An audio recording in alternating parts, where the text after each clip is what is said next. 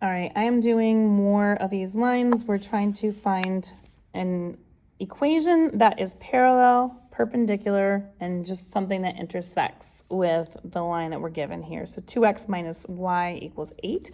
I am going to have to rearrange that so that it is set up in, the correct form. Y equals mx plus b.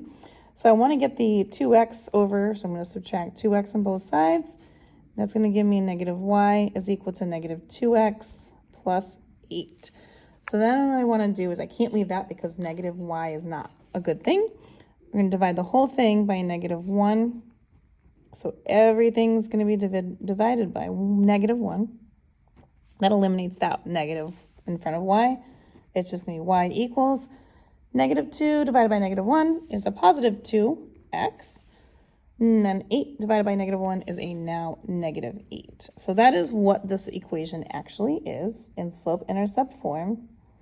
So now I can go ahead and start to use my properties of parallels in perpendiculars and just what I know as far as knowledge goes to make this happen. So parallel lines, the slope, which in this case is 2, needs to be the same in this parallel line. So I'm going to go with y equals 2x, and then I have to pick another number other than minus 8 to make it parallel. So I'm just going to go with plus 8. That works. And so in order to do a perpendicular line, we have a positive 2. So in order for me to do a perpendicular variable or slope, I need it to be an opposite. So if this is positive 2, then I have to have a negative slope.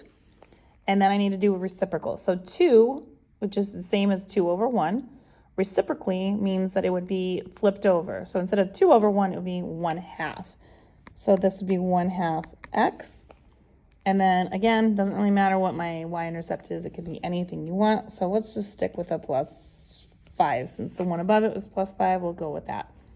And then neither means that it can be just any other slope other than 2. You don't need it to be positive. It could be negative. So let's just go with negative, 1/3. Throw that in there and we'll call it, since this is plus 6, we'll just go with plus 6. That will make it an intersecting line because they're completely opposite, totally different slopes. And if you want more questions like this, you can find them on my YouTube channel. You want algebra, check them out under the perpendicular and parallel line section.